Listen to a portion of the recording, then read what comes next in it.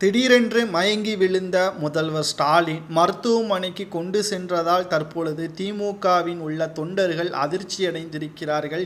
என்னதான் ஆட்சி முதல்வர் ஸ்டாலின் அவர்களுக்கு என்பதை பார்ப்பதற்கு முன்பாக நமது சேனலுக்கு மறக்காம ஒரு சப்ஸ்கிரைப் மட்டும் பண்ணிருங்க.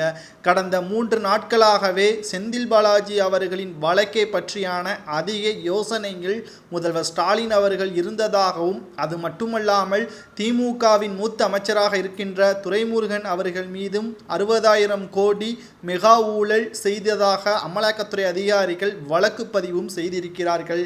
நிச்சயமாக இந்த 2 வழக்குகளிலும் நிச்சயமாக தண்டனை பெறப்பட்டால் திமுக ஆட்சி கவிழும். மேலும் நாடாளுமன்ற தேர்தலுக்கு முன்பாக தீர்ப்பு வழங்கப்பட்டால் மிகப்பெரிய பாதிப்பு திமுகவிற்கு வரும் என்ற கவலை 3 நாட்களாகவே முதல்வர் ஸ்டாலின் அவர்களுக்கு இருப்பதாக அரசியல் வட்டாரங்களில் பேசப்படுகின்றன.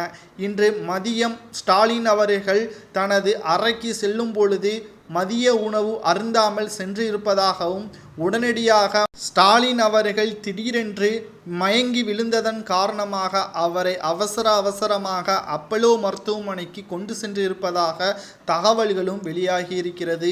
ஒருபுறம் இணையதளத்தில் சவுக்கு சங்கர் அவர்கள் துணை முதல்வர் பதவிற்கு உதயநிதி ஸ்டாலின் அவர்களை வரவைக்க வேண்டும் என்பதற்காக நாடகம் ஆடுகிறார் என்றும், இதனை பயன்படுத்தி கொண்டு 1 மாதத்திற்கு லண்டனுக்கு செல்ல உள்ளதாகவும், உடல்நிலையை காரணம் காட்டி லண்டனுக்கு சென்றுவிட்டால் நிச்சயமாக தமிழகத்தின் ஆட்சி அதிகாரங்களை உதயநிதி ஸ்டாலின் அவர்களின் கைக்கு வந்துவிடும். மேலும் திமுகவிலும் குழப்பங்கள் எதுவும் நடக்காது என்பதை நன்கு பயன்படுத்திதான் இந்த சம்பவத்தை அரங்கேற்றியிருக்கிறார் என்றும் இணையதளத்தில் சவுக்கு சங்கர் அவர்கள் கூறியுள்ளார்.